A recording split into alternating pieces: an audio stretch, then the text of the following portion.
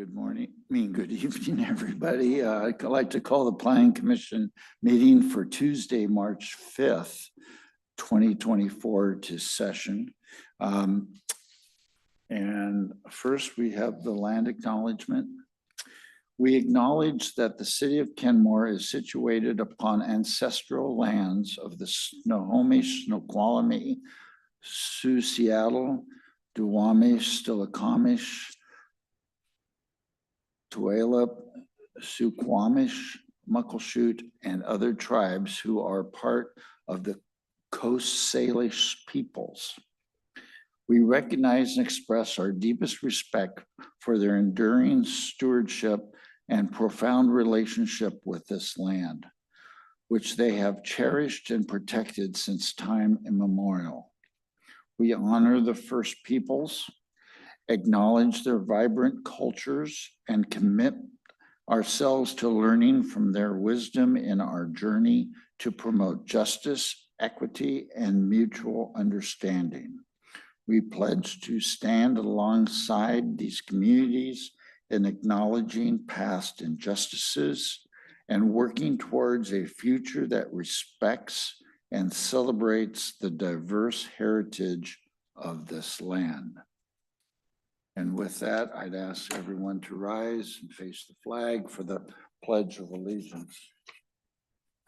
I pledge allegiance to the flag of the United States of America and to the republic for which it stands, one nation, under God, indivisible, with liberty and justice for all. All right. Thank you, ladies and gentlemen. Next, we have public comments. Do we have anyone signed in tonight? We do not have anyone online or in person tonight. Okay, so we're going to move on to the next order of business, which is, as I turn my sheet over, is the consent agenda. I'd like to add Commissioner Conry. It seems as though the minutes fell off. Yeah, no, they're under the consent agenda. Oh, okay, right. Thank you. Sorry about that. That's all right. This is the first time we did this. Yes. So I want to add commissioner.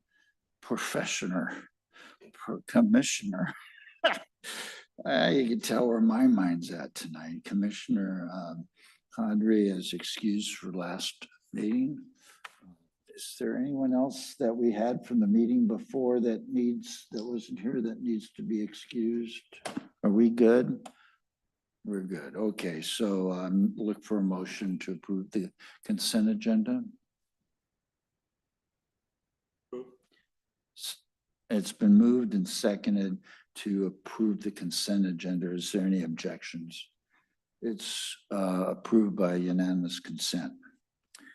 The next agenda item is the beginning work on the Northshore School District Comprehensive Plan Amendment and Rezone. And I believe that our esteemed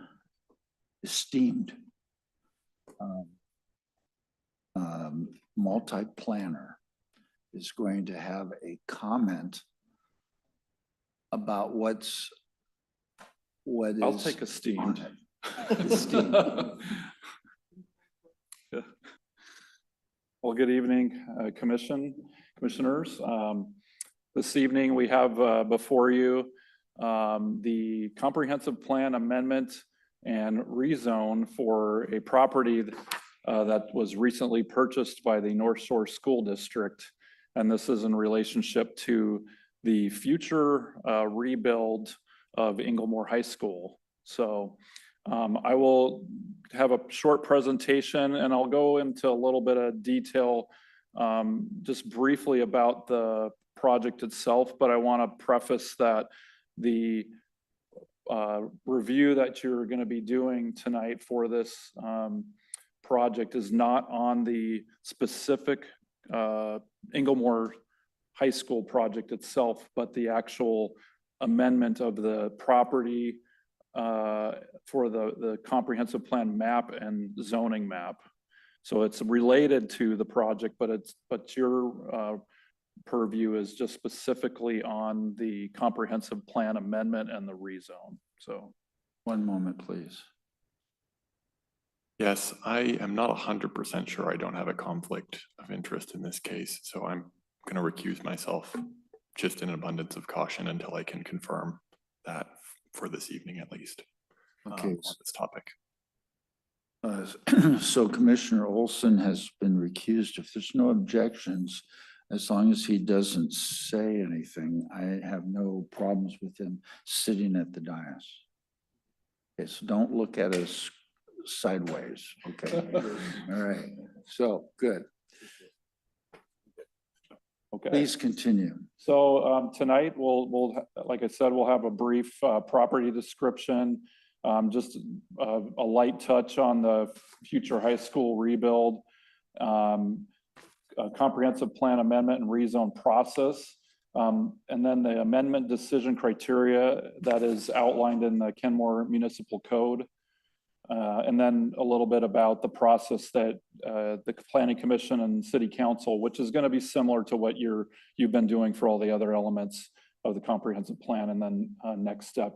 Before I move on, I just want to note that Director of Capital Projects for Northshore School District, William Tribble, is here tonight in the audience. So if you do happen to have questions, he's here to answer any questions regarding the property or the project. But again, this particular application is not specifically on the design or anything related to that. That's going to be a separate application for the Development Services Department. On behalf of the commission, thank you for taking your time to be here tonight. So to just briefly touch on the property description, this property is located at 15226 Simons Road Northeast. This was a former single-family residential house that was just on the southwest corner of the Inglemore site, or just below it.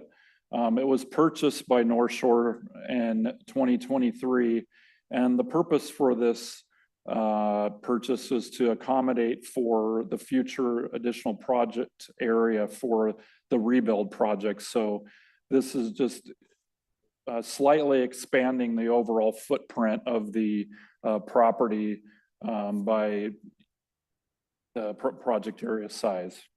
So here's a conceptual site plan for what the future high school site may look like. And again, this is conceptual at this point. Nothing has been submitted formally.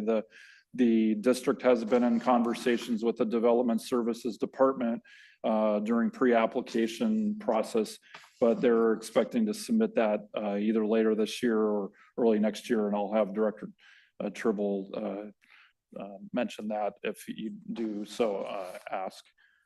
So anyway, this property is down on the southwest corner of the site and directly located off of Simon Road. And there's been a couple of ideas that have been mentioned in the application for the use of this property, potentially for parking or for space for instructional space as the project is going through the rebuild. So as you can imagine, while there's some demolition and shifting of chess pieces, if you will, they're going to need some temporary space for classrooms. So this space may be used for that. It's yet to be determined, but it's one of the options for this particular site. So these two slides are just meant to give you a contextual or conceptual idea of what that property may be used for in the future. And then I've included in the slides just some very preliminary renderings that are from the architect Huddleball and Aremus. They've been working with the district for the last year and a half or so on these. And as you're fully aware, Inglemore is in dire need of not only a modernization, but a rebuild just to get it into the 21st century. And so the Kenmore community is more than ecstatic to have this project start and then ultimately be finished in the future. So this will be a great addition, no matter what it looks like in the community of Kenmore. And then this is just one more rendering that's an idea showing some of the access to the site. As you know, it's on a steep hill. It's got some ADA challenges today because it was built at a time period when ADA accessibility was not at the top forefront. And so one of the things that's going to be part of this project is to make sure that accessibility is part of the overall design. So that's really all I'm going to be touching on in the actual building itself. And again, if you do have questions on the programming or anything like that, you can ask Director Tribble. Back to the comp plan land use map amendment. So we've got two things going on here. So first is a comprehensive land use map amendment. And this is the map that is directly tied to the comprehensive plan. So when you review the land use element, we have a map that's tied to that element that describes each of the land use designations, if you will. So for this particular proposal, the district is requested to change the former current low density residential designation, which made sense for its past use as a single family residence, to the more appropriate public-private facilities designation, which is the designation of the overall high school itself. So essentially, this is just changing it to the adjacent property designation. And likewise for the rezone, so this is the zoning map, the official zoning map of the city of Kenmore is also going to be changed. So this would be a comp plan amendment and concurrent rezone, is changing this from R4 residential to PSP, or public semi-public. So like the land use designation map, it's just changing it to be the same. So essentially these two maps are mirrors of each other, and most cities pretty much in Washington state treat both maps the same way. So it's just making sure that they're consistent. And in this case, it totally makes sense because Inglemoor High School is a public semi-public use. So the comprehensive plan amendment and rezone process, this is just a slide to kind of give you an idea of what that process looks like. The applicant turns in their application.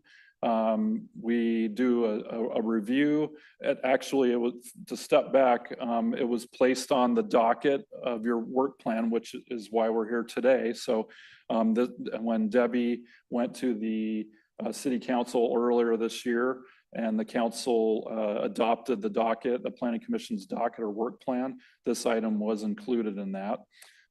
So again, we go through a city review. There's a notice of application. We issue a SEPA determination on this. This is a non-project based SEPA, which essentially means that there's no specific project tied to it. This is just a administrative or related to the comprehensive plan. So just like all the elements that you have been reviewing, the public services, the economic development element, those are non-project based, and this one is the same. So it's not a SEPA on the building project, which will come later. There will be a SEPA determination tied to the construction of that project, but this is just a SEPA determination that says there's a determination of non-significance on this exercise, which is just changing the zoning and the land use designation. The next is obviously we're here today for the Planning Commission review. You'll hold a public hearing just like we have with any other comprehensive plan project, and then you make a recommendation, and then that'll go through the same process with city council recommendation and then the review. They'll adopt this just like all the other elements at the end of this year in 2024. And as you know, we need to adopt the comprehensive plan items by the end of December, but this will also be packaged with it. One thing just to note that Well, actually, I'll mention that in a couple slides here, so I'll hold off. First, the amendment decision criteria. So this is the criteria that you, as the commission, and also the city council will be reviewing this application. It's based on this code section, so that's 1920-090. First, proposed amendment is consistent with the Growth Management Act and the King County countywide planning policies. The proposed amendment eliminates an inconsistency or does not create an inconsistency with the comp plan. So as I showed you previously, if the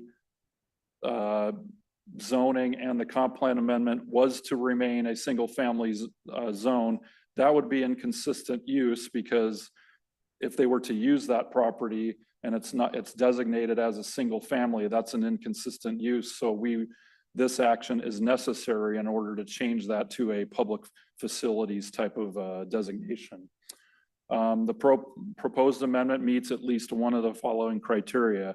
It's beneficial to the city as a whole and will not adversely affect public health, safety, and welfare. That goes with pretty much anything that the comp plan or the planning commission reviews. So that's a no-brainer. Proposed amendment addresses changes, circumstances within the city as a whole. And then finally, the proposed amendment accommodates new policy direction from the city council.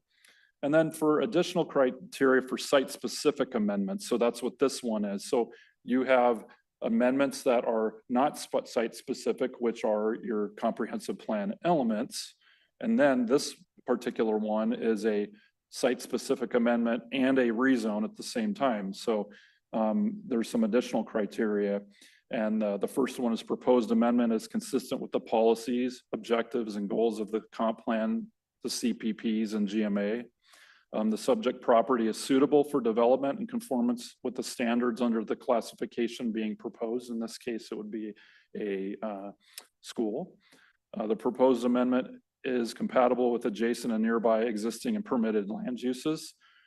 The proposed amendment is compatible with surrounding development, and the proposed amendment meets the zoning map decision criteria of KMC 1930 210 and 220. And I put a star here just to point out that in this case, number 5 is not applicable because this is a type 5 council decision, and that specific citation is regarding a hearing examiner.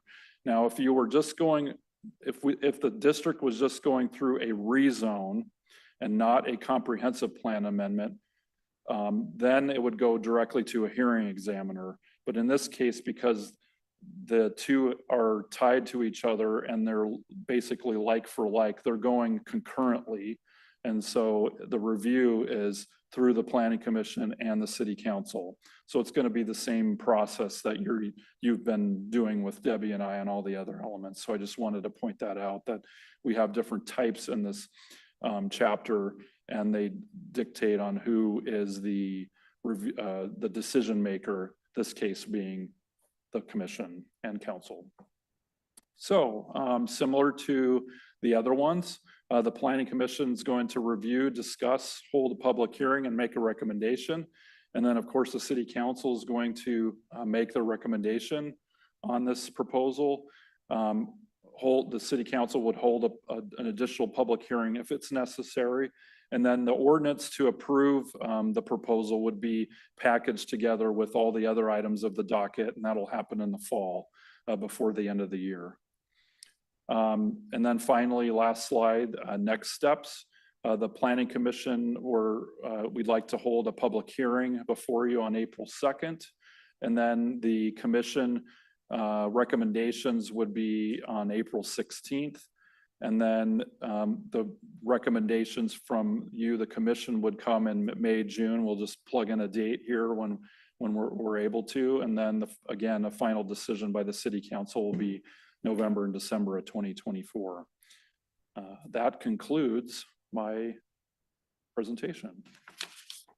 Thank you.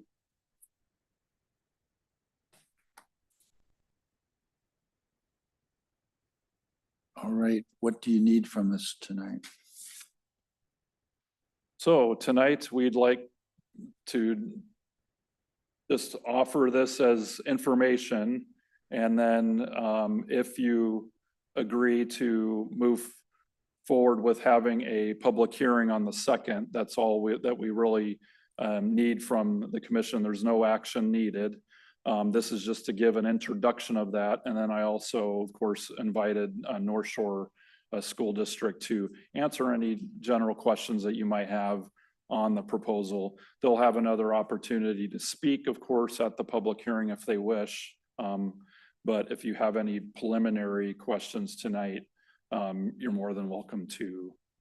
This is Commissioner Caudry. So you might have covered this, but what exactly is the purpose of this property? I didn't get the. Yeah, so Shannon, if you could put back up the screen, I'll just go back to the slides. So this property was formerly a house. The house is going to be torn down or has been torn down at this point. And there's a potential scenarios to be determined, I'll say that, because it's up to the district and what they ultimately decide to do. But it could be for additional parking space. It could be, in this scenario, potential classroom, temporary classroom space as they're going through the different phasing. So this space is really just an additional space to accommodate that school use, future school use. So that's the reasoning behind this.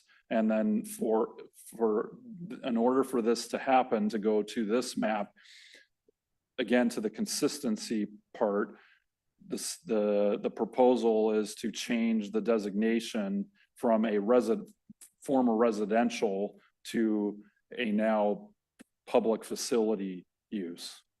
So that's ultimately what this is for. And yeah, does that answer your question? It does, thank you. Commissioner Wyckoff. Geez. The property is already owned by Northshore School District, Correct. so they're just waiting on a change of use before they can Right. utilize it. And in order for them to use the property in this manner, this has to be approved. Otherwise, it would just remain a single family use and it wouldn't be allowed to be used in the Inglemore site project. But And they're not contracted to provide a residence for the principal of the school. no. No. That's a good one. Another way to say it, instead of the growth of the principal, this is also, it would be a fair statement to help with the growth of the district and the growth of facilities that are needed to take care of the growing student body in the Absolutely. city. Okay. In How- the big picture, Commissioner Godwin. How long is this rebuild project? I mean, how long is it supposed to last? The construction project? Yeah. I'll have the if you would invite the director up from Northshore, he can kind of go over some of those specifics. So, Well, we'd want him to say something, otherwise he'll feel like he came for nothing. Good evening. Thanks for having me. So William Tribble, I'm Director of Capital Projects for Northshore. So the overall construction project will be a rebuild of the whole campus, and that's subject to passing future bonds. We currently have budget for the first phase. We're currently looking at a 3-phase project over potentially 10 years to rebuild the whole school. The first phase is looking to begin construction in 2025 with some initial mobilization 2024, so this year. The first phase will take about 3 years from now.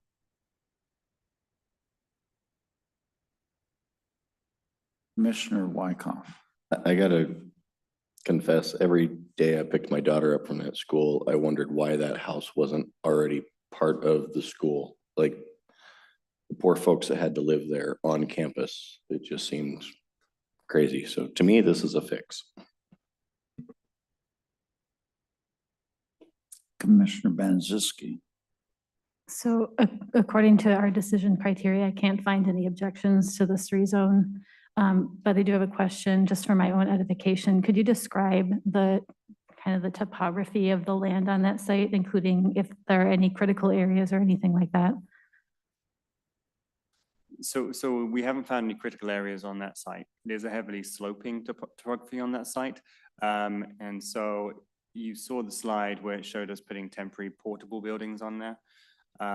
We would have to apply for a clear and grade permit to allow us to do that, which we would be doing and we're working on now to go to coincide with this rezone and comprehensive plan amendment application. So there will be some grading required within that site. And then any future use as a parking lot would require additional grading and some slight changes there as well, but no critical areas on that property. It's actually slopes heavily down to the street level at that location. So we'd be looking at putting some form of retaining wall along the bottom there, along the road edge, and potentially some improvements to the frontage in doing so. Thank you. Are there any other questions or comments at this point? Commissioner? No, Dorian. I seen you. Roll of the vice chair as opposed to the chairs. I'll do that. Just a simple question. I haven't seen or heard any comments or feedback from the neighborhood about this change specific to this property. Is there any out there that we're unaware of, or do we look forward to the public hearing for that? So just trying to think what day it is. Yesterday, the notice of application was issued.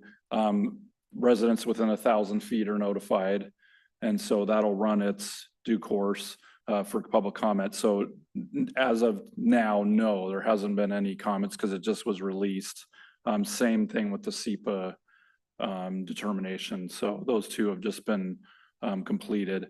By the time that you have your public hearing, that notice period will be over with, for the April 2nd. So, yeah, just been issued. Well, I assume that before we get to the public hearing, just as you always have in the past, you'll summarize and give us Yes. that information. Thank you. Commissioner Doran? That may have just answered my question, but I might ask it again anyway. So with the awareness that just going on MRSC and looking things up is not particularly comprehensive, but I did note something there, Spokane County versus East Washington Growth Management Hearings Board, where SEPA compliance did become an issue, even though it was a non-project action initially. The court found that there should have been consideration of the environmental impacts before the adoption. So thinking about future projects just makes me think about how that would fit in and where we would need to be considering that, if at all. So it's a question more than a statement. Just looking at things like that just makes me wonder. Yeah, so like I mentioned earlier, so this one is regarding the actual change of the designation of the property. And there will be a specific SEPA review based on the overall project itself. So that'll go through environmental review of the construction, steep slopes, wetlands, if any, et cetera. So that's a standard practice. In this particular case, because the change of property is changing an inconsistency from what is currently a single family use to changing it to a public facility. It's I'd say usually what's called a determination of non-significance in this case. Now, if there was reason to believe that there was environmental impacts due to that change of designation, then it would be potentially a mitigated determination of significance, or very rarely an EIS, that's an environmental impact statement, or a DS, determination of significance. But I would say for the whole of these types of changes, I'd say 90, I don't know, I don't want to quote a percent, but it's pretty regularly that these are considered a determination of non-significance because it's a map change. And then based on whatever the findings are of the construction project, the site-specific construction, that would have its own determination. So hopefully that makes sense. Yes, thanks. Okay. Well, would it not be another way of saying it is we're bringing this use of this property into conforming use? That's really, in a nutshell, what Correct. we're doing at this stage. Yeah, right? so yeah, I sort of said that, but not as articulate as that. Oh, no, Is no, that, please don't call me. if the district was to build something on a site that, or had something on that site that isn't in compliance with that zone, then it would be a non-conforming use. So this is just changing it to be in conformance with the overall site of Inglemoor High School. So And in that case, then what they put on it is a whole nother matter, correct. which has to have a separate permit. It'll have a separate permit, separate review process. That's what the Development Services Department, so that's our cousin, sister department, if you will, that works with Debbie and I, that they're doing the review. That application will be submitted later. They're just currently going through designs and pre-applications with. And that item is not before us. That's correct. Yeah. Okay. That's So what there's I wanna be clear. relationship, but not directly to this, right? You're recused. You can't say a thing. That's what you wanted, so I'm just helping you out there. Okay, any other non-recused comments?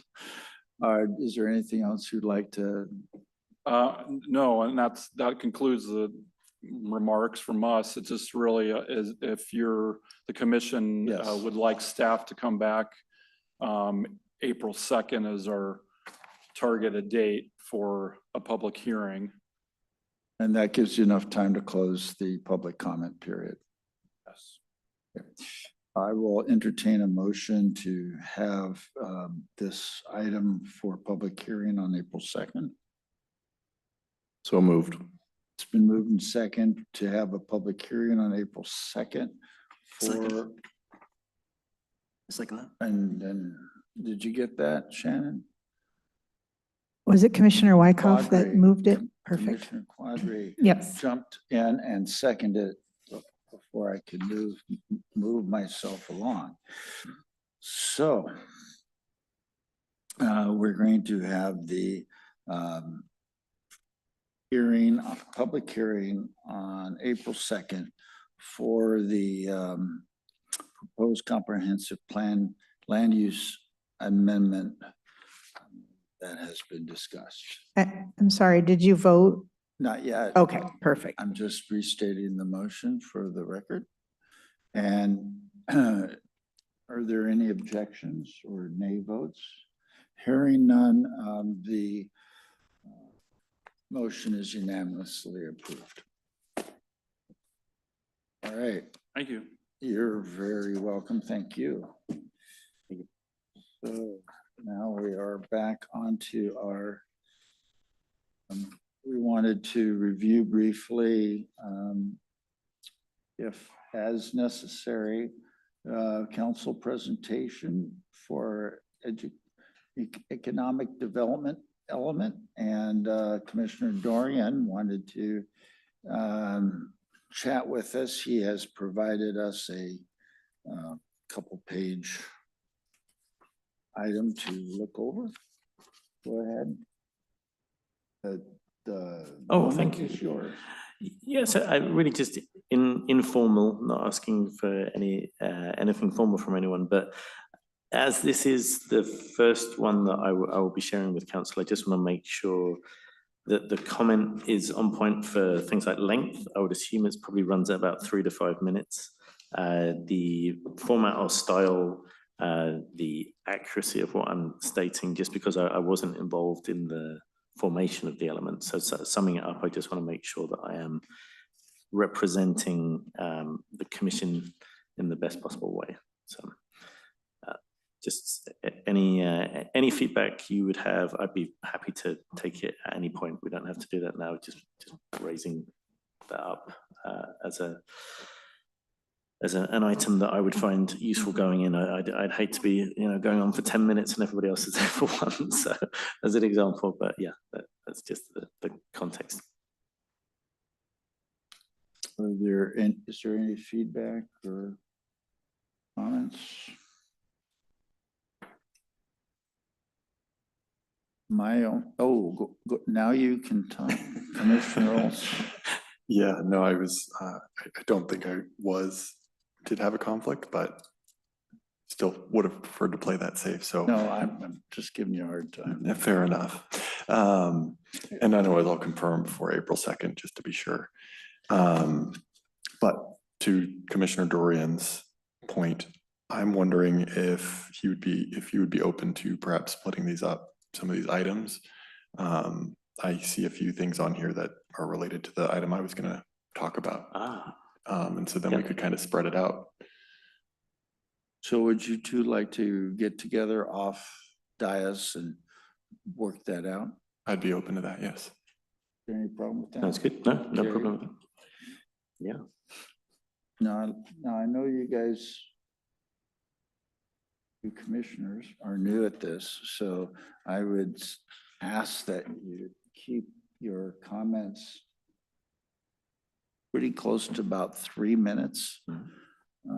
That would be about right, because I believe we have 4 folks commenting, and introductions and all of that, and we want to be done in no more than 20 minutes completely, and the council has this tendency to ask us questions, so we want to allow enough time for that, and they have a lot of items on their plate too, as we've found out. So just, but as short and sweet as possible, shorter, and they are sweeter about it. So, of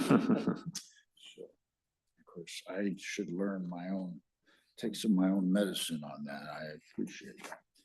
Any other comments on that topic? Are you okay, Commissioner Dorian? Good, thank you. So next item of business is the email that I passed out copies on with regard to the feedback from the city attorney regarding the questions that we raised about and I raised about the OPMA, Open Meetings Act. One thing that she wanted to really stress is that she asks us, whenever we send an email to everyone, that we use that do not respond to all. And then at the beginning, before you say hello, everyone, you say do not respond to all. And that this is an informational email only, not a request for action. She really wants us to put that on every email that is to more than 3 members. And actually, anytime it's 3 or more, you should consider it. So that's item 1. Item 2 is to clarify. I was a little off on this, but the OPMA allows us to talk from a gavel to gavel time period. So 3 or 4 or 5 of us, even while, but not, even, I think I said here during recess, but we have to stay in the room. We cannot whisper. If someone comes up to us, we cannot move away. We cannot be secluded in the corner, giving the concept that we're having a little private meeting, that they can't walk up to us, and that we are available. And then the other thing that's important, the staff, we have to manage ourselves. And that it's the staff's role is not, they're not violating anything. They can talk when they want and to whom they want. But we're the ones that have to watch out for four or more. So, she also said about notices of quorum, as long as, if it's like I said here, educational or normal, something that we might do, like go to the market, we don't need to worry about that. That's not, or say we all go down to the coffee with the council. Don't worry about that. But she does say, don't go getting private meetings with four of us together. Don't do that. That is against the OPMA.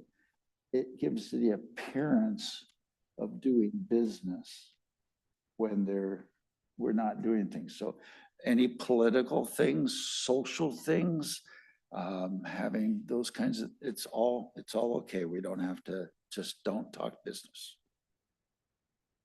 Now we can talk about if we're not going to be there or not, you know, that's all right.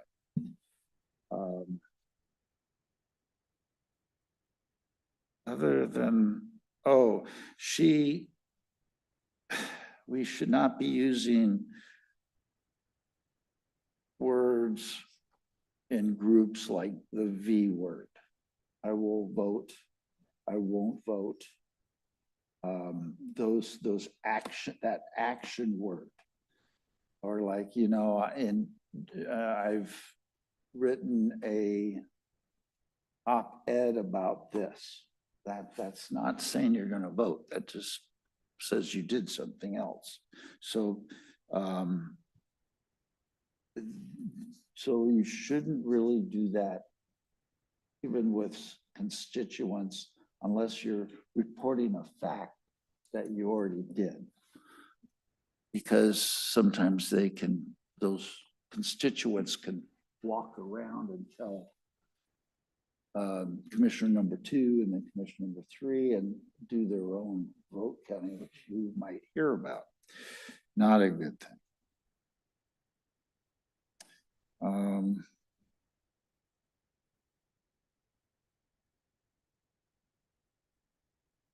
She does say that if you're sending something to everybody, is that you put the names down in the CC line. And then always send it to our most important clerk. Should be CC'd on anything like that, 4 or more.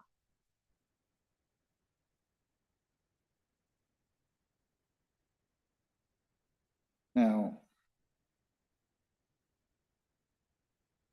and like I've seen some people say, I want to send a link to a piece of information or a PDF or that, feel free to do that. That's perfectly fine. Just put the stuff at the top. Okay. So is there any other questions about birthday parties or talking amongst ourselves when we're not in this room? Could I ask about emails to your personal accounts? If we were to forward an email, I suspect we're not allowed to do that, but just wanted to clarify that. So you can forward it to your own email. For like, I forward some things to my email because I can get it on my Microsoft Word and then I bring it back onto my work email. But we are not to be using our personal email to communicate with each other, particularly, and for sure not our constituents and staff. Now, once in a while, I see people have done this to me. They've CC'd my personal email just to say, you need to look at have you looked at your Kenmore email? Well, that's all right. But put the stuff in the Kenmore email. And the other way, what I do if I am having a problem attaching it to my Kenmore Outlook, I attach it to my personal email, I send it to my Outlook, and then I move it and send it forward out of my Outlook email, Outlook being the city email. But you should not, the city has a policy for open meeting acts and record keeping that we're not supposed to be doing city business on our personal email.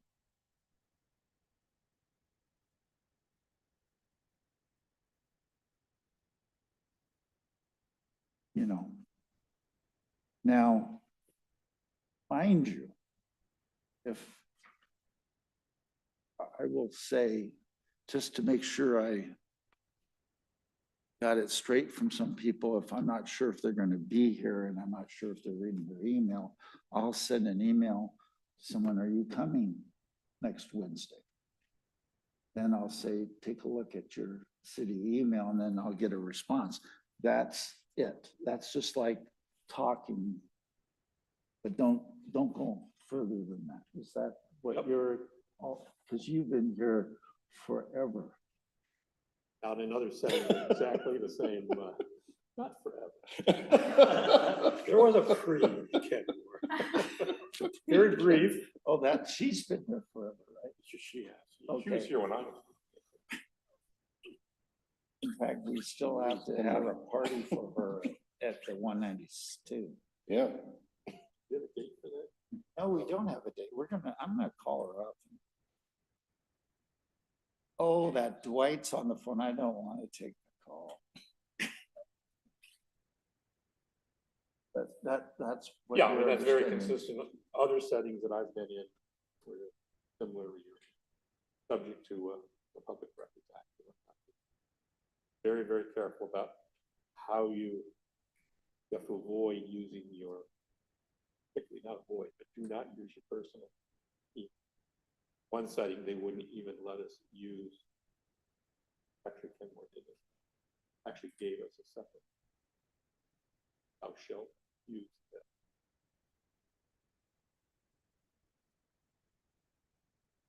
Public today, aggregated to a setting. And like city staff and the council, the city attorney made it perfectly clear that we are public officials. So everything, we are completely under the OPMA and all of those rules. We're not a little committee or other kinds of stuff, because we make recommendations to the council and hold public hearings on behalf of the council. And that's the real trick of how this works, I guess. According to our beloved city attorney. Any other questions?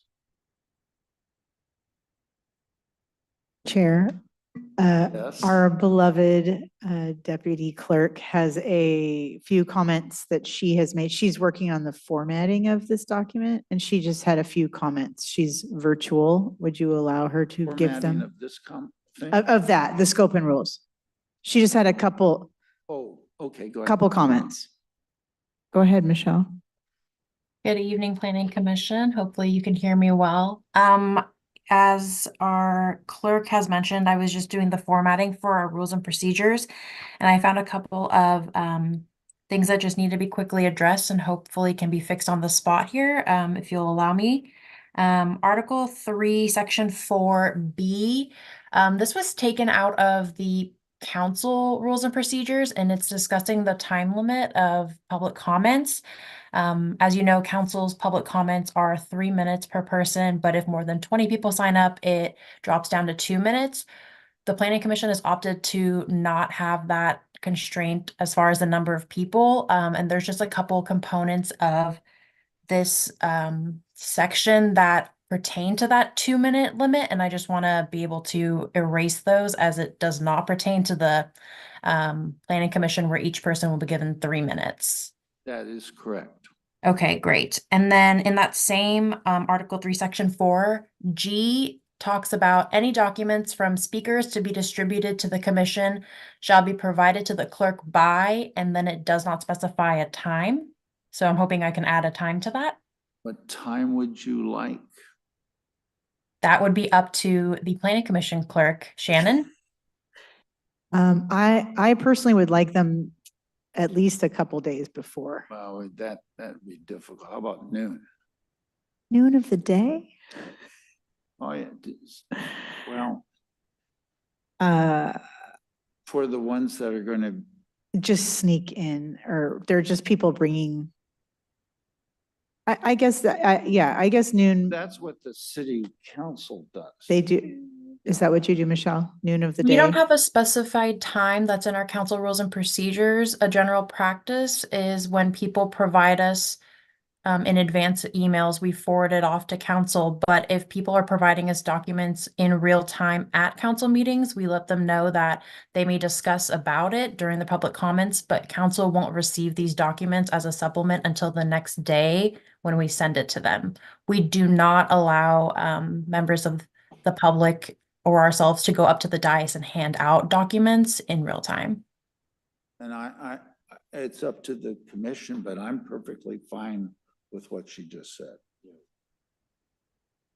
Because I'm not asked, maybe I should be clear. Yeah, I If guess I they was, emailed it to you. yes, Just to email it on to us, that's different. that's different. I was thinking you were talking about like, if one of you wanted to add something to the agenda, I would want it.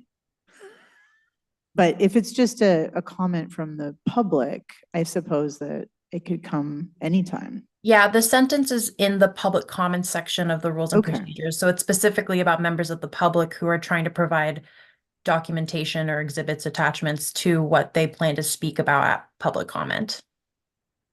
What we didn't want to do is to have A surprise. people, well, yeah, people Yeah. come in with a stack of papers and then just start handing them out because we haven't had a chance to read them. Right. So they should give them to the clerk and you'll provide those to us. Yeah, and public comment is afterwards. due the day of by noon, so that seems like a fair, keep it all at the same time. And you're welcome, I would say, without, unless there's an objection, if they give it to you in an email or a PDF form, you can just email it to Mhm. us. Forward it to you. Yeah, go ahead and change that to the noon of the day of, Michelle. Okay, great, will do. And then just one last thing.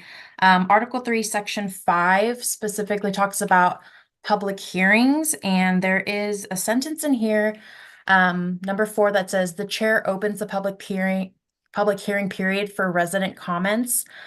Just to be in line with who we actually allow to give public comments to, which is anybody, I would recommend that we change the term resident comments to public testimony, which is more consistent with what we are getting from public hearings, public testimony.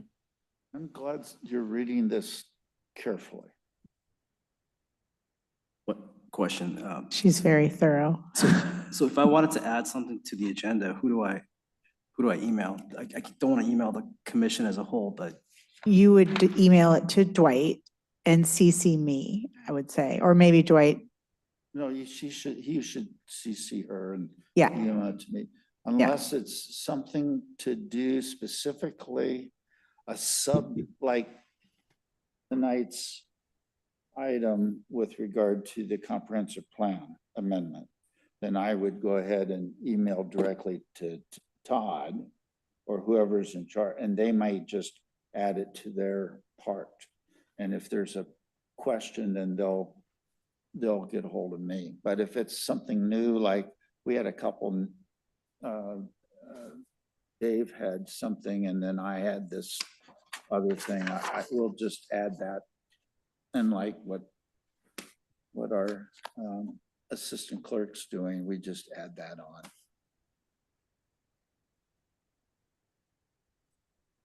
Is there any, go ahead. Anything else, Michelle?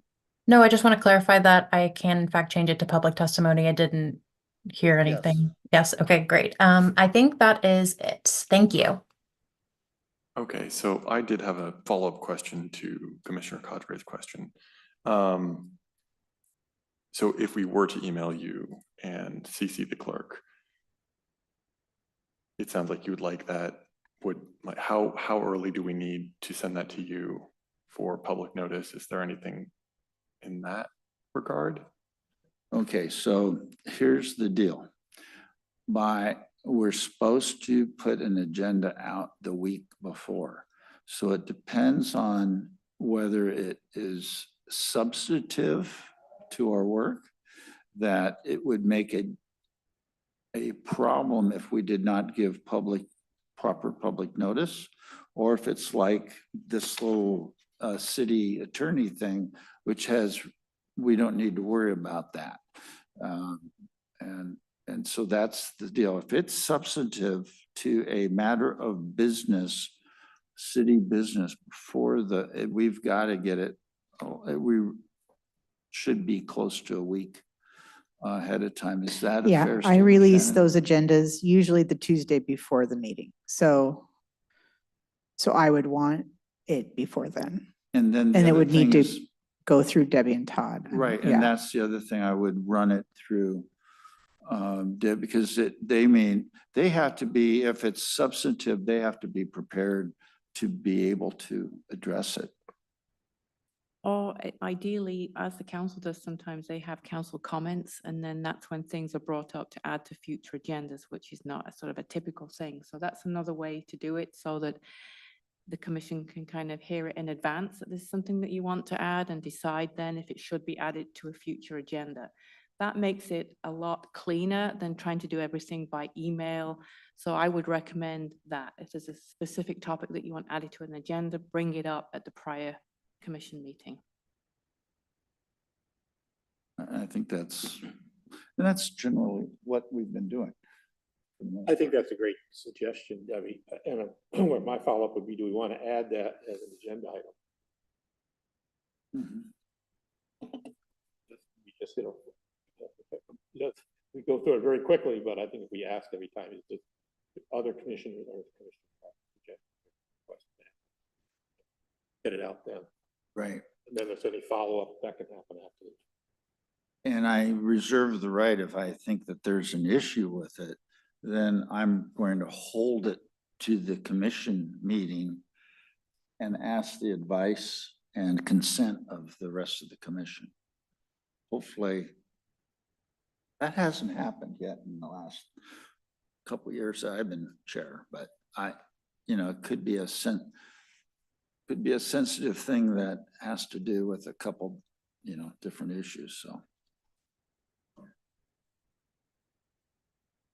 Are you happy, Commissioner Olson? Oh, good, he's happy now. Yes. Commissioner. Just to clarify, do you want me to add an agenda item at the end that are there any additional agenda items to? No. No, okay. If you go. Naturally kind of do that. Yeah, we just do a good to the order as an informal That's the thing, place to do it. Okay. like what we're sort of now wandering into. Okay, Commissioner Vanderlyn. Let me go without saying it, but I've got to say it.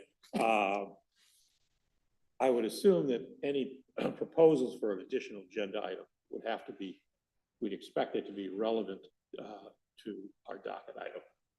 We're not going to open this expansively to the issues of the world. Something that's related. That's right. Well, I think the world's important, don't you? On occasion, it does Okay. get my way, so. Okay, well, I'm going to give you a chance, since we're having such fun here and it's only 8 o'clock and we're about ready to call it a night. Our clerk. I'm having too much mic time tonight. There were a couple of dates that you wanted to bring up. Debbie and Todd wanted to make it clear that on April 8th is the date to brief the council and the commission about middle housing. So that is a joint meeting. And then also on April 15th, there will be a town hall on middle housing. Yeah, let's kind of, let's step back to connect to the next meeting, which is March 19th, and we're recommending that you cancel that meeting because you will be appearing before council to give the economic development. Why don't we update. run through April? So April 2nd is Let- going to be let's the step hearing. back. Let's just, yeah, let's do them deal with- first. Let's deal with March and then we'll get March, into yeah. April. So let's do things in sequence. March. To make it easy, okay. Okay. So on March 18th, you will be presenting your recommendations on the economic development element to council. Right.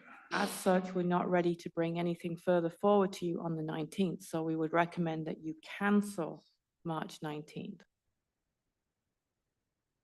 So I'll pause there, and if that's an action that you want to take now, and then we'll get into April. Okay, so if there's no objection, we'll cancel the meeting for March 19th. Hearing none, it's canceled. Okay, that's a night off. Mhm. Okay. We can go to 192 instead. And then April 2nd, the Planning Commission, that's where we will start talking about the downtown element and the community design character element, As well as the public hearing. as for well the- as a public hearing. yeah, for the school public district. So hearing, that's that's kind of the- what's coming up would be on your next agenda as we've canceled tonight. On April 8th, we are going to be briefing council on middle housing. This is kind of providing that framework for the middle housing discussion, reminding everybody about, the state law, what the policies are, and what some of those policy choices are. Because even though state law is saying you shall do something, there is still some flexibility on how you proceed with implementation. So it makes sense to everybody hear that information at the same time. So that's what we were recommending for April 8th. So that's an additional meeting for you. So hopefully, that works out for you to kind of hear that information. That's at 7 o'clock, is that correct? 7 p.m.?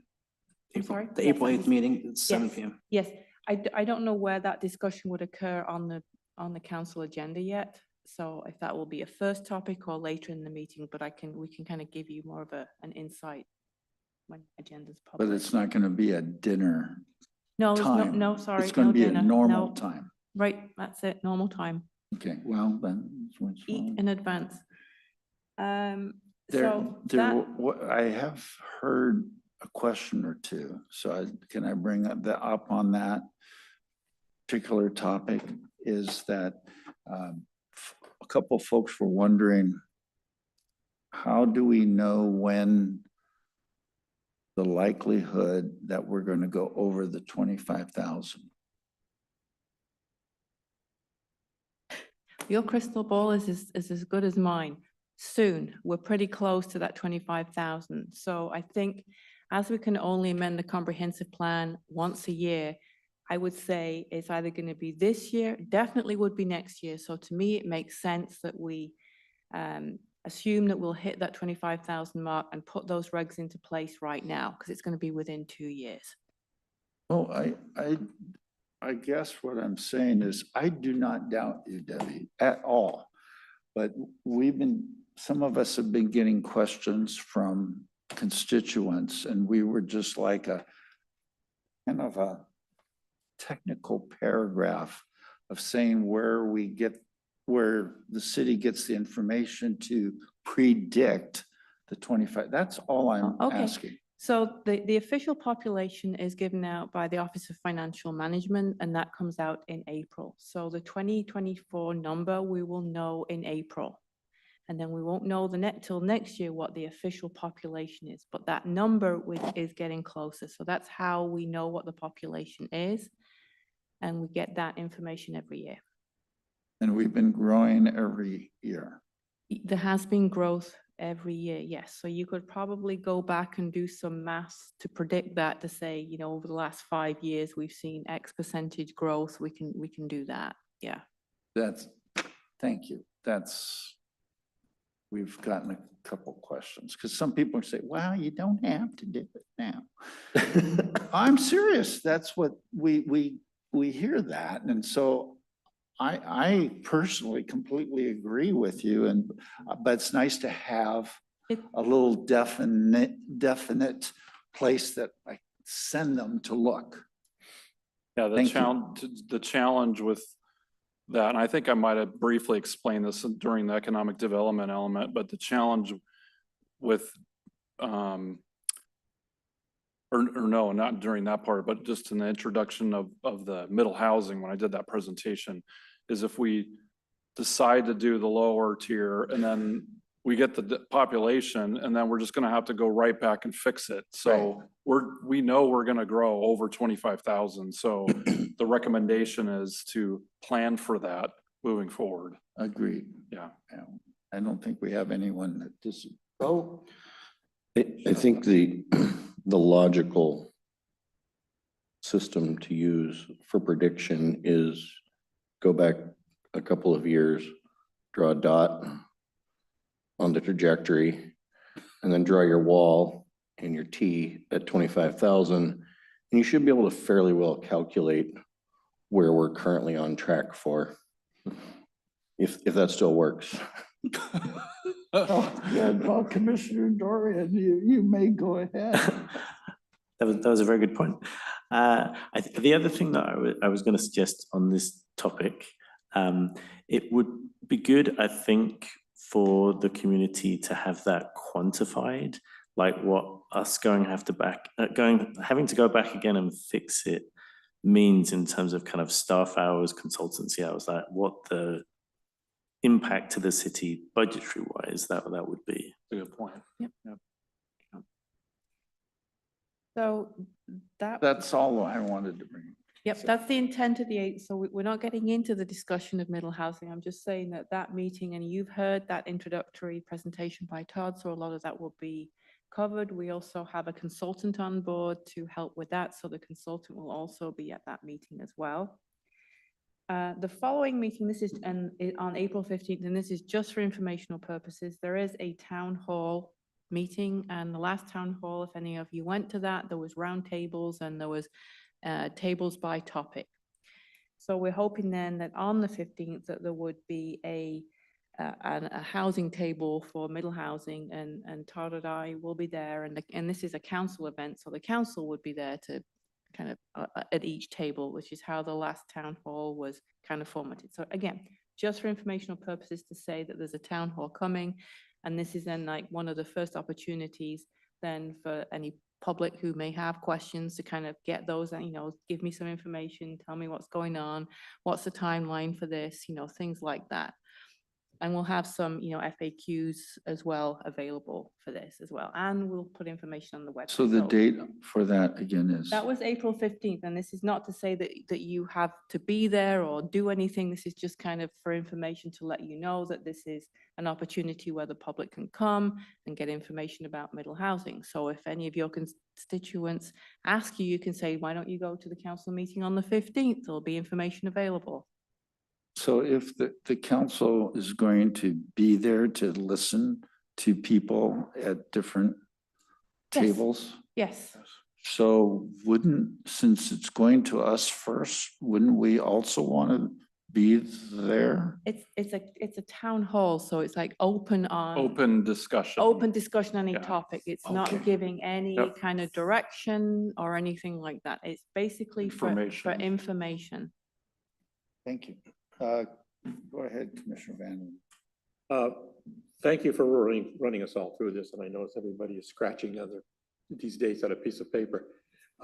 Just for my own benefit, maybe some others, could somebody send us out this information as an email in one place, because I know we're going to lose it if we. Yep. Yeah, thank you.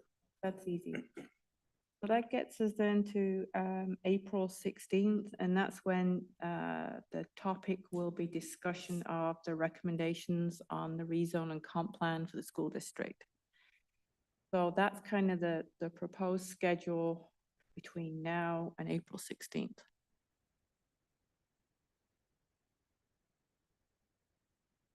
And then I'll just make one brief comment regarding the stepping back to the downtown element and community character element. So this will be April 2nd. So again, April 2nd will be public hearing for NSD, and then these two elements. These two elements we've maybe have mentioned this before, but this is kind of the light touch of these two. Because tomorrow is ULI day, tomorrow and Thursday. This is the Urban Land Institute that I think I mentioned to the commission last month or whenever it was.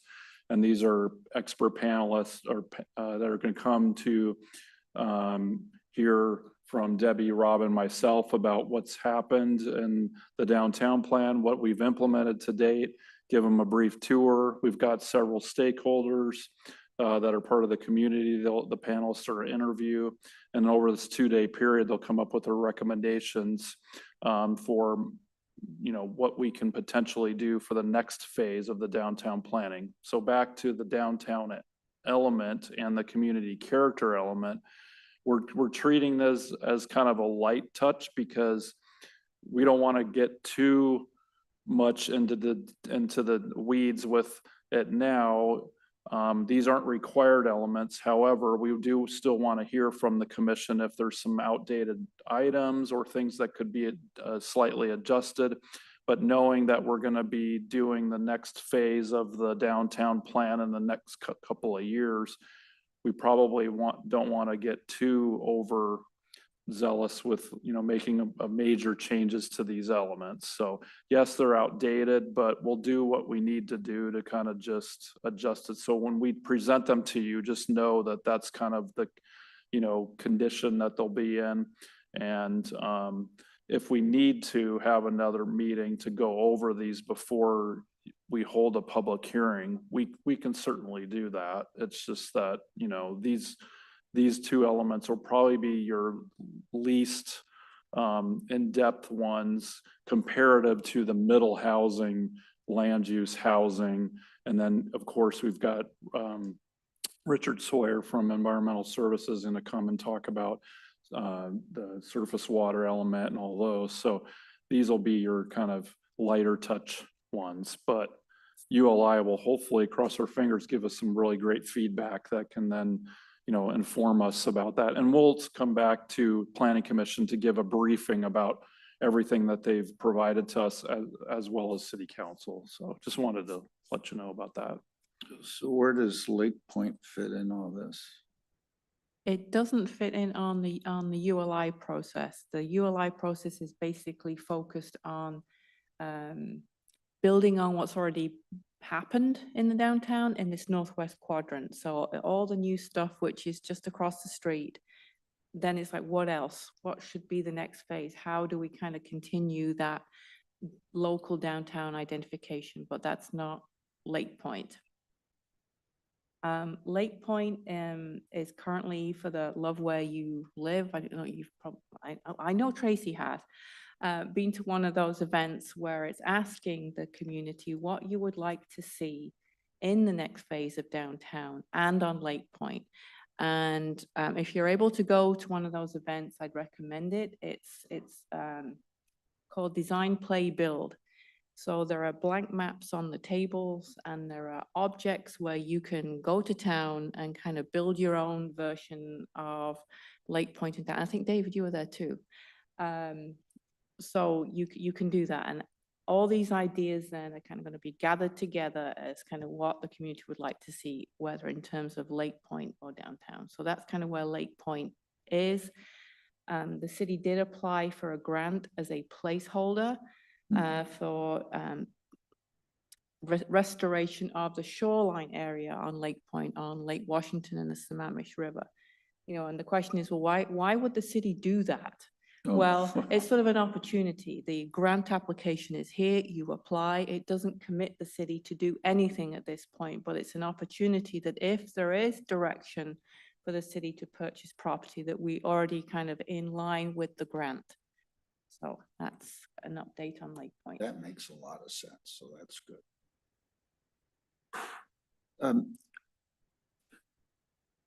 The downtown, does that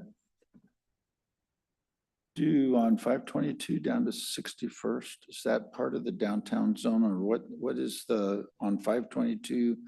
You're jumping ahead to when we come and talk to you about the downtown.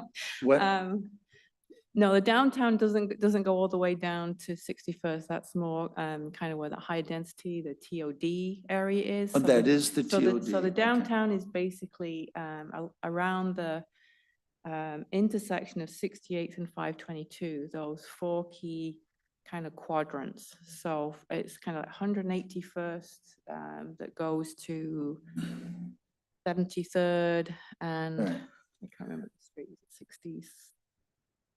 66, Six, so yeah. just past the end of just past the Kenmore Square Village, I get them all mixed up. Where the town square is, so past the older strip mall there, that's kind of the end. So just beyond the library, that's kind of what we're calling the primary downtown, this core here.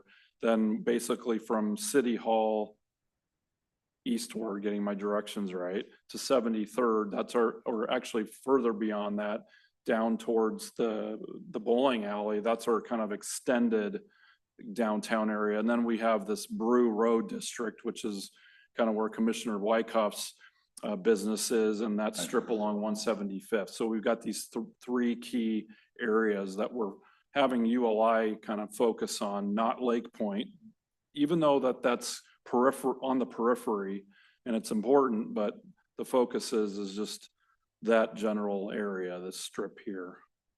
So you actually brought up where I am somewhat confused is, so to that 61st, you did say that's the TOD area on 522, like what we, You made changes to the density along the 522 corridor. So yes, you We did that. recently. Yes, you did. okay, all the way to, no, I just went all the way down to 61st, not down to 61st. 68. That's what I thought we did. Further along, 181st is a community business zone. So that downtown zoning, the downtown residential and downtown commercial does not extend too much further down 181st. It kind of transitions into another zone on that 181st strip. Right, okay. Thank you for. Oh, yes. I You can got go it. Mike Okay. first. Commissioner Vanderling. I'm just gonna think, Debbie, is there some place online where we could go out and see the actual maps where the state is, what the state they're in today? I think we're gonna keep coming back to these questions, and I think it would be nice to have. Right, those I maps. think when we come back to talk about downtown, there will be maps. And so we can kind of show you where that downtown is. And it also kind of is, if you remember the King County Growth Center, the downtown is kind of, there is a map online that kind of does show the boundary of the downtown, which is the same area that we identified as the future King County Growth Center for Kenmore. So there is a map. I think Tulsi, if you can pull it up like right now, which is always high pressure when you're trying to do something with everybody Okay, waiting. so if you, the way that I got to the map, the areas that I described now, and our GIS analyst Amanda Larson, she created a nice map for me, and this is the same map that'll be shared with ULI tomorrow. So if you Google, I can share your screen. oh yeah, but yeah, go ahead and do that. So I just Googled Kenmore downtown maps, and then I just did, well, in the search bar, I just said downtown Kenmore, or you could probably just go to the city website and do this. You click on this first link and you'll get downtown Kenmore page. And this shows a nice picture of the town square and all that. Right below it is this map. Okay, there you go. So I described the downtown primary area. That's where Stoop, the hangar, the library, all that.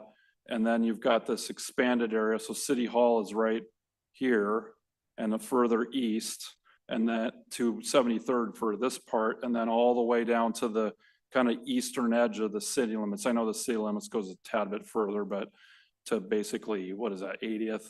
And then the Brew Road District is just to the bottom. So those are your areas that we're talking about, the overall downtown Kenmore. And it's essentially the primary commercial areas of Kenmore. Because if you go too much further beyond that area, then you're talking multifamily residential and then single family residential. So The other map to look at, which shows the countywide growth I'll center, show you is that too. in the land use plan. okay, so if you go to the maps page of Kenmore, and there's a nice city map and then a comprehensive plan map. Click on that link, and this is the map that Debbie has here. So that it's hard to see, but there's a heavy black line around sort of the pink areas in the center of the map there. That's the countywide growth center. So that area is sort of the larger downtown, higher density area. And then what Todd's describing is areas that kind of support the downtown, whether it's for TOD or other kind of business areas. But that black line is kind of where the focus would be as a growth center. Right, okay. Which is kind of where the downtown boundaries were defined in the downtown plan. So that's where that consistency piece. And one of the comes up. things that I needed to add as part of new policy for comp planning is describing this growth center. So it's not so if you're familiar with PSRC, there's regional growth centers. Well, this is a King County growth center, so it's different. But nonetheless, I still needed to describe that in the downtown element because it wasn't described before. The last iteration was done, I think, 2020. So it'll have this new description of this area in there. So you'll see that when I bring that on the second. So the TOD is the gray area.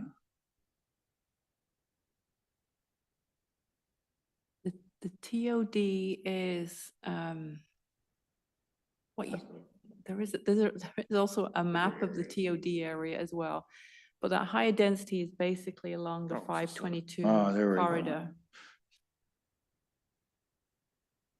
That it? Oh, that's it. That looks like it. Yeah, okay. That's what 73rd to the eastern boundary. but then you said something about that area that I was talking about to 61st. Right. There was some increase in density there as well, I believe, when we updated this. Testing my memory because that was a few years ago. But and that also has the 70, I'll just use that, the 70-foot max in that area from 68th to 61st on 522. Is that? They ready to They stop share?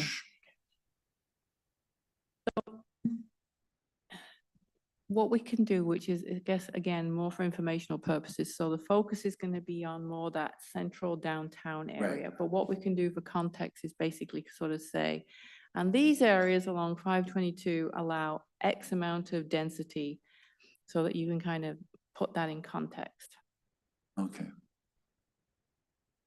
But we're not changing any of the downtown regulations. So just to be clear, when we bring this forward, this is focusing on the policies. This is not changing any regulations. So we're not bringing forward any concurrent regulations for downtown. That would be a future effort to assess based on what we hear from ULI. You know, should there be any changes to the development regulations? That would be a future effort, not part of this comp plan update. So I don't want to get you all confused with talking about heights and densities and everything, because that's not what we're going to be talking about for downtown. But for informational purposes, sure, happy to provide that. Okay. Right.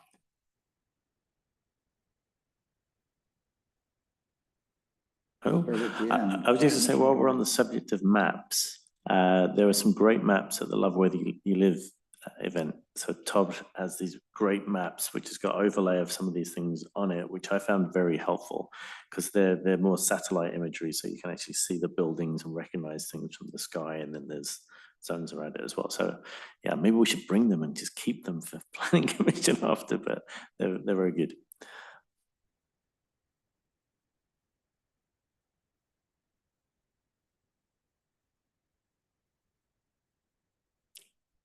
Oh, you do now have something.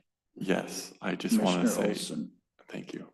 I just want to say I would love a little map binder that we could have when we're discussing these things. To Commissioner Dorian's point. Yeah, probably just, maybe that's something I guess I can print out. Maybe I'll bring that in for informational purposes.